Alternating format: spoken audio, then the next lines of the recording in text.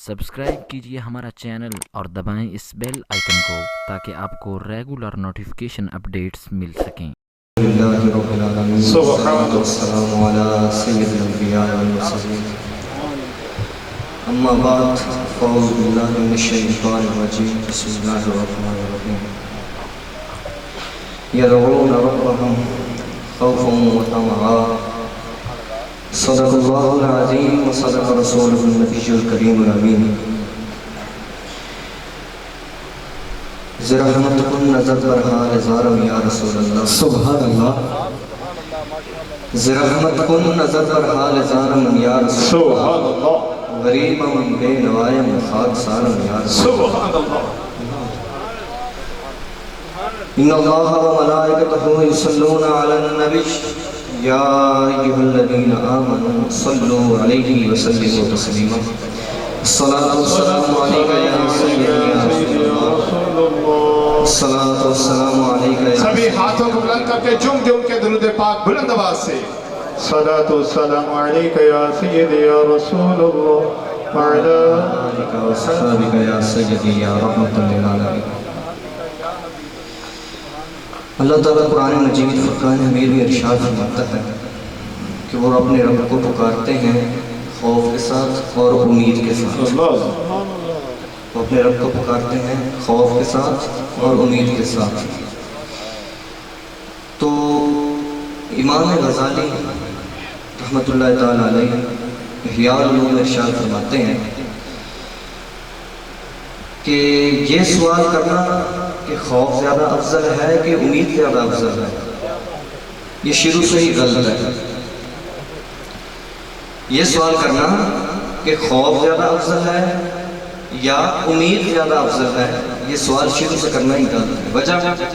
کیونکہ یہ ایک ہی چیز ہے یہ ایک پرندے کے دو پر ہیں یہ ایک پرندے کے دو پر ہیں مثال سے سمجھتے ہیں وہ بھی امام غزالی نے احیاء العلوم میں لکھی ہے آپ فرماتے ہیں کہ خوف آپ اس خوف سے مراد آپ لے لیں روٹی خوف سے مراد لے لیں روٹی اور امید سے مراد لے لیں آپ پانی اگر بندہ بھوکا ہے تو اسے روٹی ملے گی اگر بندہ پیاسا ہے تو اسے پانی ملے گا اگر بندہ بھوکا ہے تو اسے روٹی ملے گی اور اگر بندہ پیاسا ہے تو اسے پانی ملے گا یہی طریقہ کار ہے اس کا جو بندہ یعنی کہ اپنے نفس کو نہیں سنبھال پا رہا اس کے لیے خوف زیادہ افضل ہے جو بندہ اپنے نفس کو نہیں سنبھال پا رہا اس لیے خوف بہت اعلیٰ ہے اور جو بندہ معرفت میں پہنچ چکا ہے اس کے لیے پھر امید ہی امید ہے اس پر کچھ مثالیں اور آپ کے سامنے پیش کرتا چلوں گا کہ خوف کی تعریف یہ ہے خوف کہتے ہیں کہ کسی ناپسندیدہ عمل کا خوف یعنی کہ کوئی چیز ہے آپ کو پسند ہے اس کے کھو جانے کا غم یا اس کے کھو جانے پر جو بے قراری ہوتی ہے اس احساس کو خوف کہتے ہیں کوئی پسندیدہ چیز ہے وہ اگر کھو جائے تو اس کو کھونے کا جو احساس ہے اس کو کھونے کے احساس سے جو بے قراری ہوتی ہے اسے خوف کہتے ہیں صحیح اب اس کی عوام کے لیے خوف کی کچھ اور مراد ہے اور خواص کے لیے کچھ اور مراد ہے عوام کے لیے خوف سے مراد کیا ہے عوام کے لیے خوف سے مراد یہ ہے کہ ایک بندہ یہ سوچ کر یعنی کہ اگر میں نے نماز صحیح نہ پڑھی میں حج صحیح ادا نہ کیا تو میرے اعمال ضائع ہو جائیں گے مجھے جنت نہیں ملے گی یہ ہے عوام کا خوف اور خواص کا خوف کیا ہے کہ یار جڑا یار ہے نا وہ ناراض نہ ہو جائے خواص کا کیا خوف ہے کہ کتنے یار ناراض نہ ہو جائے کتنے وہ اپنی نظر نہ پھیر لگے حضور قبلہ بابا جی حضور امیر المجاہدین حضور قبلہ خادم حسین رضوی رحمت اللہ تعالیٰ علیہ آپ کا ایک جملہ بڑا ہی تڑپا دینے والا ہے آپ فرمایا کرتے تھے یار میں روزے کیڑے منہ نال جاواں حضور نے اگر پوچھ لیا کہ میرے گستاخ کیوں پھر رہے تو کی کر کے آیا ہاں جی یہ تھا خوف کہ کتنے یار نہ ناراض ہو جائے یہ ہے ایک خوف کہ کتنے یار نہ ناراض ہو جائے ایک صحابی رسول کا قصہ آپ سامنے پیش کروں گا کہ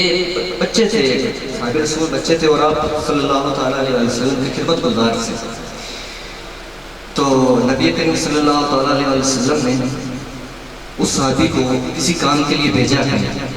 یہ ہماری جو نیو جنریشن ہے نا یہاں پہ موجود ہے ان کے لیے بڑی پتے کی بات ہے. اگر وہ اس کو اپنے دل میں بٹھا لیں گے نا انشاءاللہ پھر کمال ہو جائے گا. آپ نے جب اس بچے کو بھیجا نا وہ بازار گیا, وہاں پہ دیکھا کہ ایک حمام ہے, اس کا کپڑا یا پردہ تھوڑا سا ہل گیا اور وہاں پہ ایک خاتون نہا رہی تھی, اس پر نظر پڑ گئی. خاتون نہا رہی تھی, اس پر نظر پڑ گئی. جب اس نے دیکھا فوراً نظر نیچے کر لی, فوراً نظر نیچے کر لی اور دل میں ایک تقوی کی حد پار کر گیا. ان کا دل جو تھا نا وہ کہتے کہ ہیں اسی نظر سے تو ودوہا کا چہرہ دیکھتا ہے, اسی نظر سے تو ودوہا کا چہرہ دیکھتا ہے اور اسی نظر سے تو نے ایک غیر محرم کو دیکھ لیا, ایک ایسی چیز کو دیکھ لیا جس کا دیکھنا تجھ پہ حرام تھا. یار یہ نہ ہو کہیں میرے بارے میں نبی پاک صلی اللہ علیہ وسلم کے پاس کوئی آیت نازل ہو گئی ہو. یہ ڈر ان کو اندر سے کھائے گیا کہ یار یہ نہ ہو جائے کہ کہیں میرے آقا مجھ سے ناراض نہ ہو جائے, کہ آپ فرمائیں کہ اچھا یہ مجھے بھی دیکھتا ہے اور اسے بھی دیکھتا ہے. میرے آقا کہیں یہ نہ مجھ سے کہہ دیں کہ جا تیرا مجھ سے اب کوئی لینا دینا نہیں. جب یہ بات ان کے دل میں آئی تو وہ نکل گئے پہاڑوں کی طرف, وادیوں کی طرف نکل گئے. تو کافی دن جب آپ نہ آئے تو نبی پاک صلی اللہ علیہ وسلم کو بے قراری ہوئی. کیسی محبت فرماتے ہیں اپنی امتی سے, بے قراری ہوئی. تو آپ نے صحابہ کا بھیجا, یار اس کا بھی پتہ تو کرو کہاں گیا, اس کا پتہ تو کرو کہاں گیا ہوا. وہ صحابہ کرام ڈھونڈتے ڈھونڈتے وہاں پر پہنچے تو کسی سے یہ بات پوچھی کہ فلاں فلاں نقش و نین کا ایک بچہ ہے, کہیں دیکھا تو نہیں اسے. تو ایک شخص تھا, اس نے جواب دیا کہ ہاں جو روتا بہت ہے. یار ایک بچہ دیکھا ہے روتا بہت ہے, جو آپ بتا رہے ہیں نا اسی نقش و نین کا ہے, روتا بہت ہے. اس کا رنگ زرد پڑ چکا ہے, بالکل نقاہت ہے, کمزور ہوا پڑا ہے, اسے پتہ نہیں کیا مسئلہ ہے, ہر وقت روتا رہتا ہے. کیا تھا کہ کہیں ہجرے یار نہ ہو جائے, ہاں جی,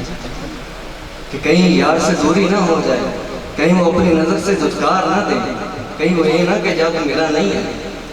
جب ان کو لایا گیا آپ چلنے کی بھی قابل نہیں تھے, وہ بچہ چلنے کی بھی قابل نہیں تھا. ارے بھائی وہ تو بچہ تھا,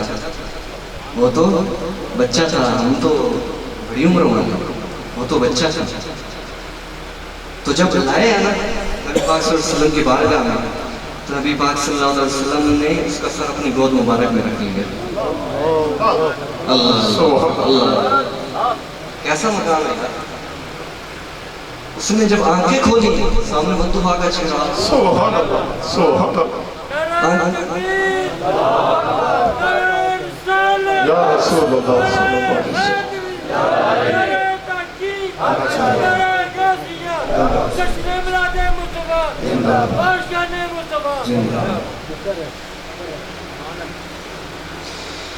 جب آنکھیں کھولی تو سامنے ودوہا کا چہرہ, سبحان اللہ. فرمایا یا رسول اللہ مجھے معاف فرما دے, یا رسول اللہ مجھ سے غلطی ہوگی, مجھے معاف فرما دے, خدا را مجھے معاف فرما دے. کہ میرے لیے کوئی آیت نازل نہیں ہوگی کہ رب کریم نے فرمایا کہ یہ جہنمی ہے, کہ میرے لیے کوئی آیت نازل نہیں ہوگی, یا رسول اللہ مجھے معاف فرما دے. نبی کریم صلی اللہ علیہ وسلم نے فرمایا کہ بیٹا اگر کوئی گناہ ہوا ہے نا تو اس کے لیے رب نے توبہ بھی رکھی, تو توبہ کر لے, اللہ تجھے معاف فرما دے. پھر وہ بچہ بولتا ہے, یا رسول اللہ میرے دل میں میرے جسم میں عجیب سی چوری چوری سی محسوس ہو رہی ہے, ایسے لگتا ہے جیسے میرے جسم پر جو ہے کیا کہتے ہیں اسے, مکوڑے وغیرہ وہ چل رہے ہیں, مجھے ایسے محسوس ہو رہا ہے. آپ فرمائیں اب تیرا وقت آ چکا ہے, تیرا وصال یار کا وقت آ چکا ہے, جو اصل بس ہے اس کا وقت آ چکا ہے. تو عرض یہی ہے کہ جب بھی گناہ کا من ہونا تو بندہ یہی سوچ رہے یار. اور ایک بڑی ضروری بات بتانے لگا ہوں, یہ اکثر کتب کے اندر ہے کہ ہمارے اعمال جو ہے نا, ہم اعمال ہر جمعرات کو نبی پاک صلی اللہ علیہ وسلم کے سامنے پیش ہوتے ہیں. ہر جمعرات ہمارے اعمال ہمارے نبی کریم صلی اللہ علیہ وسلم کے سامنے پیش ہوتے ہیں. اور یہ بھی آگے لکھا ہوا ہے کہ اچھے اعمال دیکھ کر آپ خوش ہوتے ہیں اور برے اعمال دیکھ کر آپ رنجیدہ ہوتے ہیں. بابا جی یہاں پر بھی ایک خوب فرمایا کرتے ہیں, تمہیں پتہ تسی کیڑی اکھاں نوں روا دینا ہے. ہاں جی, بابا جی فرمایا کرتے تھے تم پتہ تسی کہ ککھن روا دینا ہے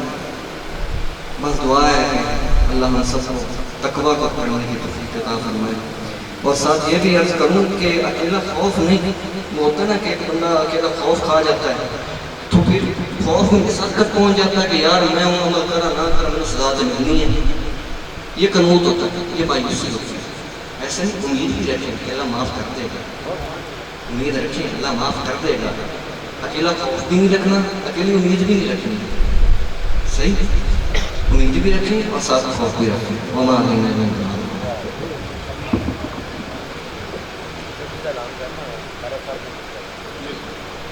دوست